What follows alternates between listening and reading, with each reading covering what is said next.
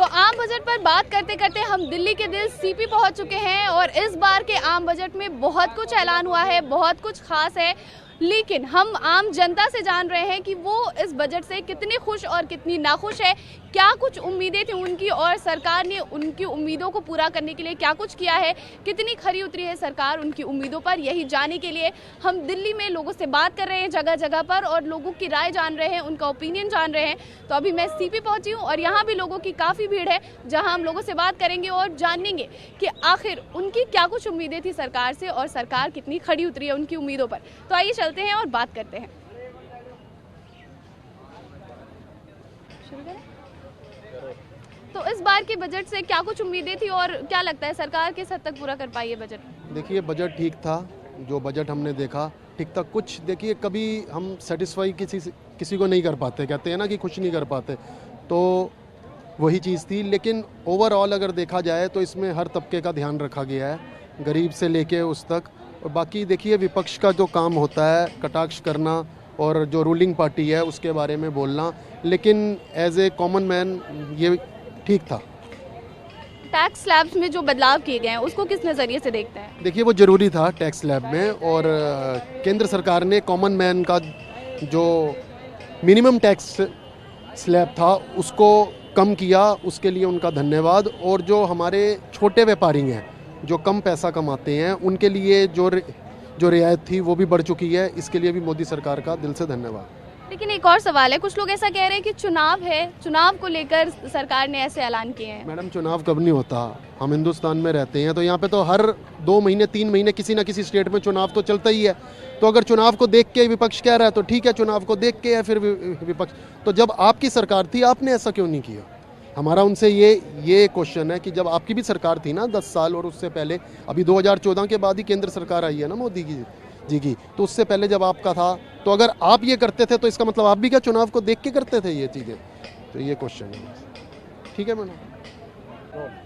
आज आम बजट पेश हुआ है, क्या कुछ उम्मीदें थी आपकी और क्या लगता है सरकार कितना खरी उतर पाई है इस उम्मीदों पर? देखिए, जो बजट जो आज का पेश हुआ, मुझे लगता है ये देश के हित में बजट जो हमने भी अभी बैठे बैठे देख रहे थे, जो जनता के हित में बजट जो हुआ, और आम जनता के हम भी खुश हैं, क्योंकि मिडिल क्लास, कुछ लोग कहते थे कि पिछली बार जो बजट हुआ था वो मिडिल क्लास के लिए नहीं था, मगर इस बार मिडिल क्लास के लोग भी खुश हैं, क्योंकि इलेक्ट्रॉनिक सारी चीज़ें सस्ती कर दी मोदी जी ने।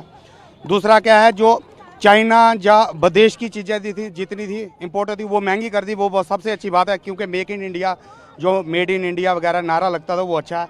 अब और भी चीज़ें, किसानों के लिए भी बहुत सारी चीज़ें हुई, और उसमें एक चीज़ और भी देखी, जो पहले 5 लाख माफ़ था, 5 लाख तक टैक्स नहीं देना होता था, अब 7 लाख कर दिया। ये बहुत ही अच्छा किया और मैं बधाई देता हूँ मीडिया कर्मियों को भी, जो हमें भी, मोदी जी को भी बधाई देता हूँ देश के हित में। मैं जम्मू कश्मीर से आया था ऐसे घूमने, तो मुझे बहुत खुशी हुई कि अब कहीं ना कहीं और उम्मीद ज़्यादा जगी है, क्योंकि मोदी ये अमृतकाल उत्सव कुछ चल रहा है, तो मुझे लगता है ये द्वापर युग में ऐसा हुआ था काम, जो आज मोदी जी ने और सीतारमण जी ने उन्होंने पेश किया।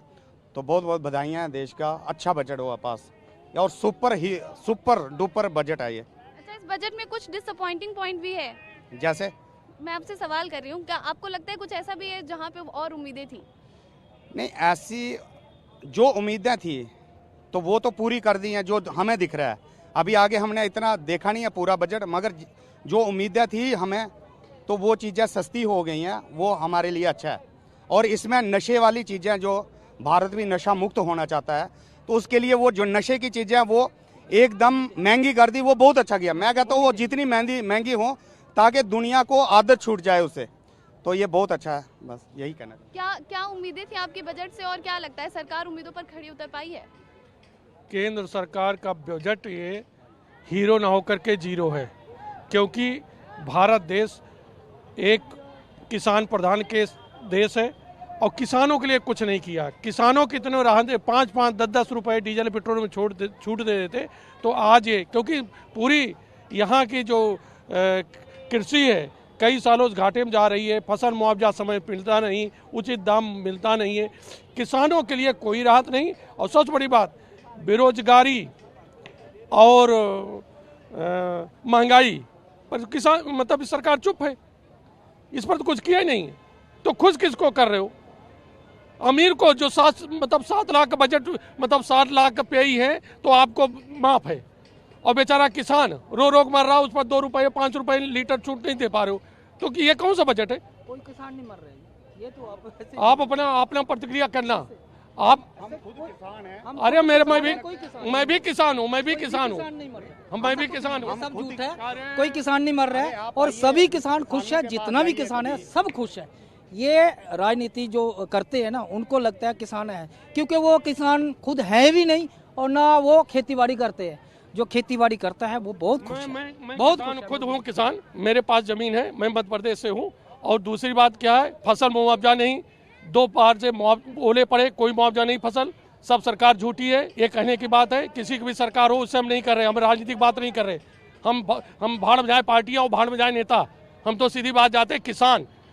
अगर आज उसे बैठ कर दिल से पूछो क्या हालत है। अगर किसान 70 सालों से अगर खुश था तो वो आज भी गरीब क्यों है? पहली बात तो इस बात का जवाब दीजिए। अगर 70 साल से किसान खुश था तो आज वो गरीब क्यों है? और दूसरी बात, आप किसानों की बातें कर रहे हो, आप ये बताइए जो अभी मोदी सरकार जो फार्मर बिल लेकर आई थी, जो प्रोटेस्ट वहां पे हुआ था, वो फार्मर बिल था क्या? पहले ये बताइए। पहली बात तुम्हें बताओ, पहली बात देखिए, स्टूडेंट हूँ, मेरे को 3 दिन लग गए, मैं एक स्टूडेंट हूँ, 3 दिन लग गए मेरे को फार्मर बिल पढ़ने में। और जो सोचिए जो किसान इलिटरेट लोग थे, जो अनपढ़ किसान थे, उनका कैसे माइंड वॉश करा जाता था कि तुम्हारी ये जमीन हड़प लेंगे, ये कर लेंगे, वो कर लेंगे। मैम उस बिल में कुछ भी ऐसा नहीं था। और अगर एक किसान है तो एक बार इनसे पूछिए 2 फायदे बता दीजिए, 2 नुकसान उस बिल के बताइए। आप बताइए किसानों को। पहली बात तो क्या है, मुद्दा है क्या है, केंद्रीय बजट का जो सीतारमण ने आज 1.5 घंटे पढ़ा, ये दूसरा विषय है इनका। ये देखिए सुनिए, हम नहीं आप अरे बजट की बात करें ना, बजट से बाहर क्यों जा रहे हो? अभी तक किसान की बात कर रहे थे, आप कहते हैं दूसरा बजट। भाई ने तो स्टूडेंट है ना, उन्होंने तो बता दिया, उनकी बात सुनो ना पहले। कहने तो कि आप आ जाओगे भाई, हमें मालूम है मोदी हो तो मेरा गिरा घोट दो यार। मोदी पहली बात, मैं किसी सरकार के साथ मैं किसी सरकार के साथ नहीं हूँ, लेकिन सर एक बात, मैं किसी सरकार के साथ नहीं हूँ, लेकिन आप अपने आप को किसान कह रहे हो ना। आप अपनी हालत देखिए, आप अपने कपड़े देखिए। अगर ये कपड़े जितने रुपए के हैं ना, इतने रुपए में वो अपने महीने का राशन भरता है किसान, ठीक है? आपके किसान, अब सुनो, मैं बताऊं, किसान कहने मैं अरे अब पूरी बात सुनो प्लीज, रिस्पेक्ट ये आल्सो।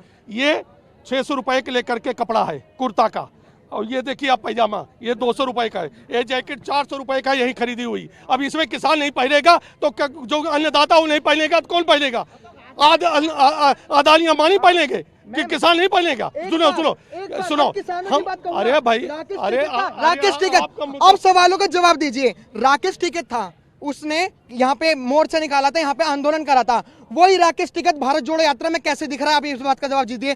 रवीश कुमार जो कहता था 2016 में कि पत्रकार अगर नेताओं के साथ फोटो खिंचवाएंगे तो पत्रकारिता कौन करेगा, आज वो भारत जोड़ो यात्रा में कैसे दिख रहा है? जितने भी किसान आंदोलन कर रहे थे वो भारत जोड़ो यात्रा में कैसे दिख रहे हैं? तो वो पॉलिटिकल पार्टी से हैं। और मैं एक भविष्य बता रहा हूँ, थोड़ी बहुत पढ़ाई लिखाई करके ही बता रहा हूँ। भविष्य अप्रैल में या मार्च में किसान आंदोलन एक बार फिर होगा, और ये किसान आंदोलन कम से कम जब तक 2024 का मुद्दा ये खत्म नहीं हो जाता, इलेक्शन खत्म नहीं होते, जब तक ये किसान आंदोलन रहेगा। अब इनको पता क्या है, इन जैसे लोगों को मैं बता रहा हूँ, किसान जो इलिटरेट हैं, किसानों को पहले अपने पास खींचना है।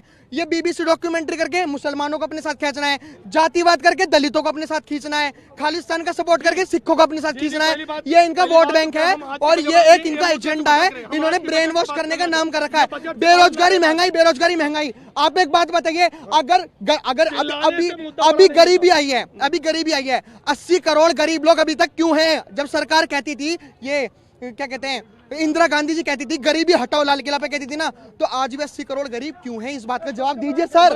हाँ सुनिए, हमारा केवल एक ही मुद्दा है, हम गैर राजनीतिक बात करना चाहते हैं कि जब अंतरराष्ट्रीय स्तर पर जब प्रति बैलर डीजल भाव के रेट कम है तो सरकार अगर किसानों को राहत देनी थी तो थोड़ा दे देती, कोई बड़ी बात नहीं, किसान को राहत मिलती। किसान वास्तव में दुखी है, उसको नहीं मिल रहा। और दूसरी बात, हम किसानों के पक्ष वाले, अरे भाई तुम मुद्दा है, अरे मैंने पूरी बात सुनो, पूरी बातें नहीं सुनने दे रहे हो। ये अरे भाई क्यों नहीं बात सुनने दे रहे हो? क्या लोकतंत्र में आवाज दबाओगे किसी का? आप हमें अरे तो आवाज क्यों दबाना चाह रहे हो?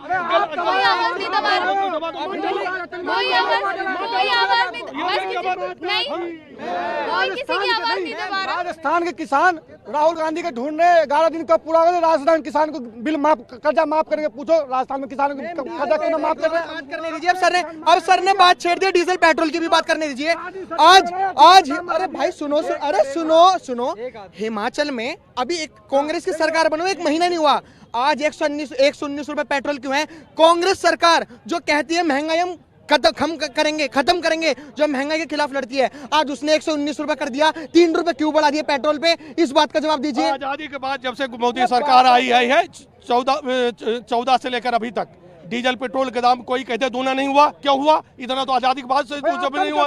अरे अपनी बात कहो। अरे भैया बात भाई आपके अपने राज्य में डीजल पेट्रोल गैस कम कर दो ना।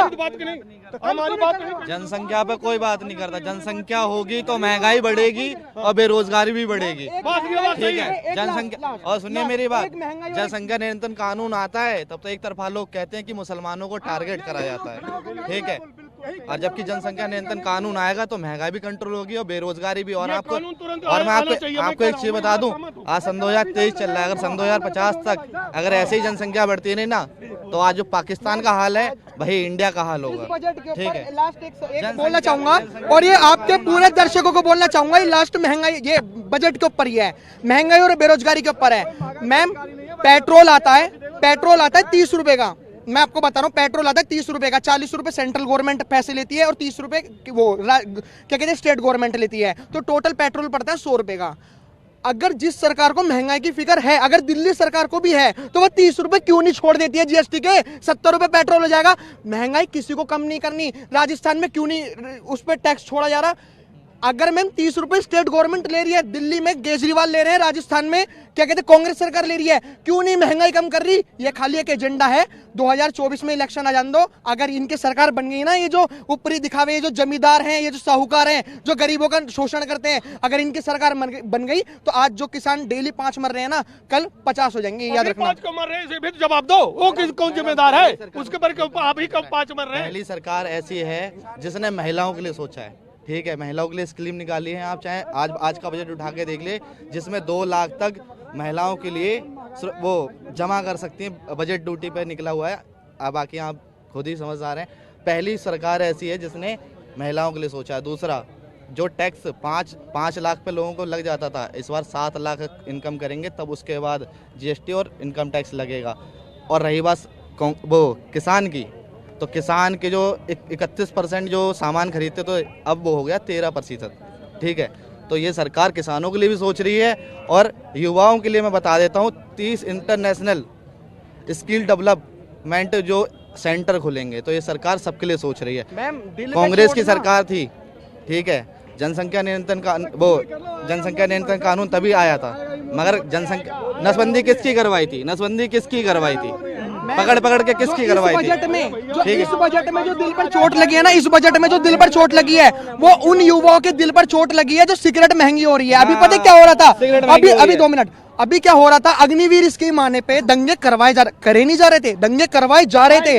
क्यों करवाए जा रहे थे? अरे बेटा तुम्हें तो हम ये देंगे, तुम्हें तो वो देंगे। आज सिगरेट महंगी हो जाएगी। अब देखना, सिगरेट, सारी नशे की जितने भी नशे के पदार्थ है सब महंगे हो जाएंगे। अब जब युवाओं का जब ब्रेन वॉश नहीं होगा, ब्रेन करप्ट नहीं होगा, तो ये लोग नेता लोग दंगे करवाएंगे कैसे? अब इनका माइंड यहाँ घूम रहा है कि अगर अभी इलेक्शन आ जाने दो, दारू भी फ्री बांटेंगे, सिगरेट भी फ्री बांटेंगे।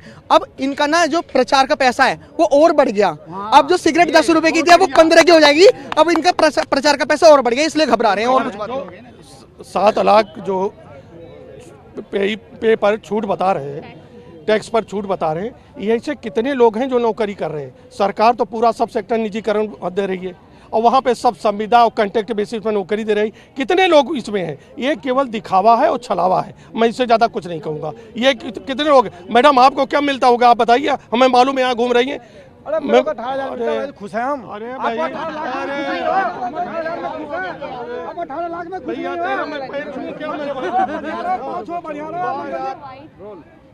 बजट से क्या कुछ उम्मीदें थी और सरकार कितनी खड़ी उतरी है बजट में? सरकार बिल्कुल एकदम सही उतरी है, जो हमें चाहिए था सब कुछ ठीक है। लोग कहते हैं महंगा कुछ भी नहीं, पे भी तो उस हिसाब से देखो आप। अब इतना नहीं करेंगे तो कैसे देश चलेगा? मतलब इनकम बढ़ गई है तो महंगाई बढ़ रही है। इनकम बढ़ी है तो फिर अपने आप महंगाई कुछ भी नहीं है। ये अब आप ये देखो आजकल के नौजवान क्या कर रहे हैं, उसमें तो महंगाई नहीं देखते। घर के खर्चा हुआ उसमें महंगाई बोलेंगे। ड्रिंक कर रहे हैं, बैठे देखो आप यहीं पे, उसमें महंगाई नहीं है। तो ये सब बेकार की बात है, कुछ नहीं, महंगाई कहीं भी नहीं बढ़ी।